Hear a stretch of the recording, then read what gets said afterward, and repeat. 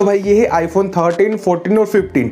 आगे ये है iPhone 13 pro max, 14 pro max और 15 प्रो मैक्स। ये सब में आपको क्या सिम लगा होगा, बैक डिज़ाइन। अगर आप बैक डिज़ाइन देखते हो तो सब कुछ डिटो सेम ही है। हालांकि जो 15 सीरीज आई हुई है वहाँ पे थोड़ा कुछ चेंजेस किया गया, जो मैं आगे वीडियो में आपको बात करूंगा, जिसकी वजह से एप्पल को क्या प्रॉब्लम आई है। और ये जो बड़ी बड़ी कंपनीज होती है कि अपने फ्लैगशिप स्मार्टफोन्स की जो डिज़ाइन लैंग्वेज होती है उसे चेंज क्यों नहीं करती, क्योंकि एप्पल ऐसा नहीं करता है। ये सैमसंग S22 अल्ट्रा, ये है सैमसंग S23 अल्ट्रा और ये सैमसंग S24 अल्ट्रा जो भी आने वाला है। ये नहीं, ये है गूगल पिक्सल 8 और ये है गूगल पिक्सल 8 प्रो। मतलब ये जो कंपनीज होती है अपने फ्लैगशिप स्मार्टफोन्स के डिज़ाइन लैंग्वेज को क्यों ज़्यादा चेंज नहीं करती है, डिज़ाइन लैंग्वेज सेम क्यों फॉलो करती है। क्या भाई इनके पास में इतना पैसा भी नहीं है कि डिज़ाइन चेंज कर सके। भाई लिटरली 1-1 1.5 लाख का ये स्मार्टफोन है, तो इसकी डिज़ाइन लैंग्वेज क्या है, ये हर साल सेम डिज़ाइन लैंग्वेज को क्यों फॉलो करती है, इसी के बारे में आज हम इस वीडियो में बात करने वाले हैं। देखिए फर्स्ट ऑफ ऑल क्या होता है ना, हम बात करते हैं आईफोन्स के ऊपर और उससे आप धीरे धीरे सब पे समझ सकते हो। देखिए आईफोन्स हमेशा जो है लगभग बहुत दिन तक सेम डिज़ाइन लैंग्वेज फॉलो करता है। एप्पल ने क्या किया, लगभग आईफोन 6s से लेके आईफोन 8 प्लस तक में सेम लगभग डिज़ाइन लैंग्वेज फॉलो किया। फिर आईफोन 10 में इन्होंने एकदम से डिज़ाइन चेंज कर दिया। उससे आपको याद आया जब आईफोन 10 लॉन्च हुआ था तो उस टाइम पे एक जोक बहुत ज़्यादा फेमस हुआ था, जहाँ पे ऐसा बताया गया था कि आपकी किडनी तो नहीं चली गई, क्योंकि उस टाइम पे अचानक से इसकी प्राइसिंग बहुत ज़्यादा बढ़ गई। फिर उसके बाद में आईफोन 11 आया, आईफोन 12 आया, डिज़ाइन सेम रखा गया। फिर 13, 14, 15 से ये चला हुआ आ रहा है। तो कंपनी ऐसा करती क्यों है, इसके दो फर्स्ट रीजन की बात की जाए तो भाई देखिए, अगर डिज़ाइन लैंग्वेज में किसी भी तरीके का चेंजेस किया जाता है तो उसमें दुनिया भर का R&D यानी रिसर्च एंड डेवलपमेंट में खर्चा करना पड़ता है। देखिए अगर आप बैक डिज़ाइन चेंज कर रहे हो तो अंदर के कंपोनेंट्स की जगह चेंज करनी पड़ेगी, तो क्या पता भाई अब वहाँ पे बैटरी जो फिट बैठ रहा था उसको कम एमएएच करना पड़ेगा। डिज़ाइन लैंग्वेज अगर आप थोड़ा सा भी चेंजेस करते हो तो आपका R&D में बहुत ही ज़्यादा पैसा इन्वेस्ट हो जाता है, बहुत ही ज़्यादा खर्चा हो जाता है। और अगर कोई सी बात है यहाँ पे कॉस्ट बढ़ जाएगी तो वहाँ पे प्राइस में इसका इफेक्ट पड़ेगा।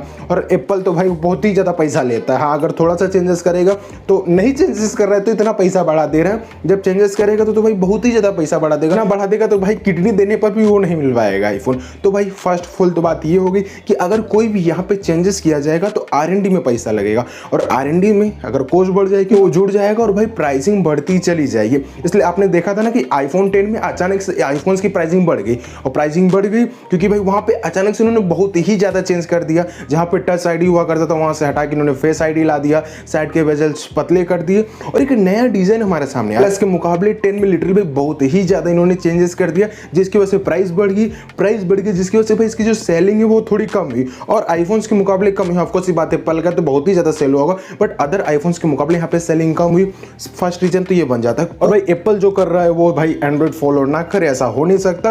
और अगर कोई अच्छी चीज़ करे तो फॉलो करना भी कोई गलत बात नहीं मेरे हिसाब से। भाई आईफोन इतना महंगे में दे रहा है, एंड्रॉइड वाले सस्ते में दे दे तो कोई दिक्कत वाली बात नहीं है। बट यहाँ पे हम बात करते हैं क्योंकि फ्लैगशिप से कंपैरिजन हो रहा है। S22 ultra, S23 ultra same design है, यहाँ पे वही सेम कॉन्सेप्ट फॉलो हो रहा है कि अगर यहाँ पे डिज़ाइन में थोड़ा चेंजेस किया जाएगा R&D में खर्चा आएगा और उसके बाद में प्राइसिंग जो है बढ़ जाएगी।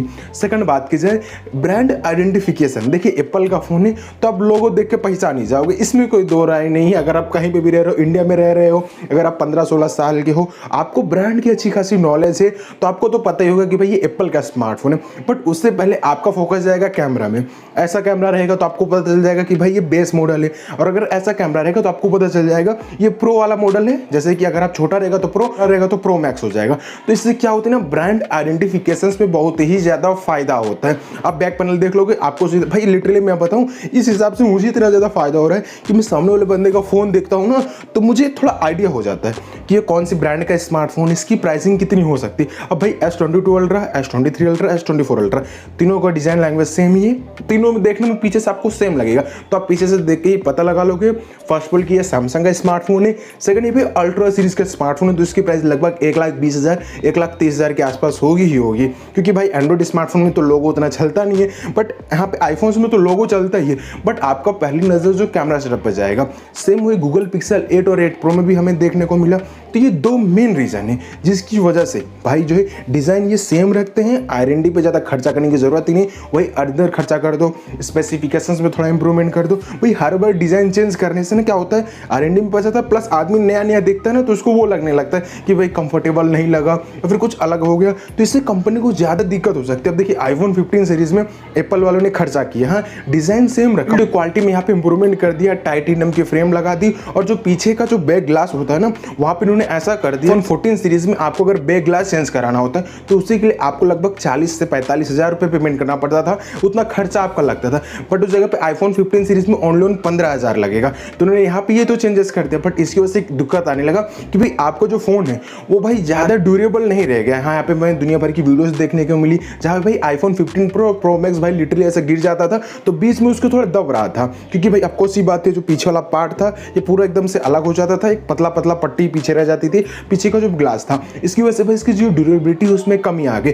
बट उस जगह पे दूसरी जगह तो यहाँ पे फायदा मिला ना कि भाई जहाँ हम 40-45 हज़ार खर्चा करते थे उसका थर्ड हाफ प्राइस हो गया, भाई 15,000 में आपका पीछे का पूरा बैक ग्लास चेंज हो जाए। ऐसे ही भाई कोई ना कोई प्रॉब्लम आ जाती है अगर आप एक नया डिजाइन लैंग्वेज फॉलो कर रहे हो, और जहाँ पे भी अगर कोई इशू आती है तो कंपनी के ब्रांड वैल्यू को बहुत ही ज्यादा फर्क पड़ जाता है। तो ये 2 से 3 रीजन है, बेसिकली 2 ही थे बट अभी तक मैं आगे बता दी हूँ, तो 3 रीजन जुड़ चुके। फर्स्ट ऑफ ऑल भाई कॉस्ट बढ़ जाएगी, R&D में पैसा लगेगा, की वजह से प्राइसिंग बढ़ जाएगी। सेकंड यहाँ पे भाई ब्रांड वैल्यू ज्यादा से ज्यादा बढ़ेगी, आदमी दूर से पता लगा लेगा कि भाई अच्छा ये सैमसंग का फोन है, ये एप्पल का फोन है, या फिर ये जो है गूगल पिक्सल फोन से। थर्ड बात कीजिए अगर ये डिजाइन में अचानक से पूरा चेंजेस कर देते हैं ना तो भाई क्या होता है, कोई अगर दिक्कत आ जाती तो कंपनी के ब्रांड वैल्यू पे बहुत ही ज्यादा बुरा इफेक्ट पड़ जाता है। ये 2 से 3 रीजन थे जिसकी वजह से कंपनी जो है सेम डिजाइन लैंग्वेज फॉलो कर रही है, और ये एप्पल वाले भी कर रहे हैं, एंड्रॉइड वालों ने भी अब जो अपने फ्लैगशिप सीरीज में करना स्टार्ट कर दिया। तो चलेगा अगर आपको वीडियो पसंद आए तो हमारे चैनल को सब्सक्राइब करें, उसके जो बेल आइकन है उसे भी दबाएं सुनो एक्साइटिंग वीडियो सबसे पहले देखने के लिए।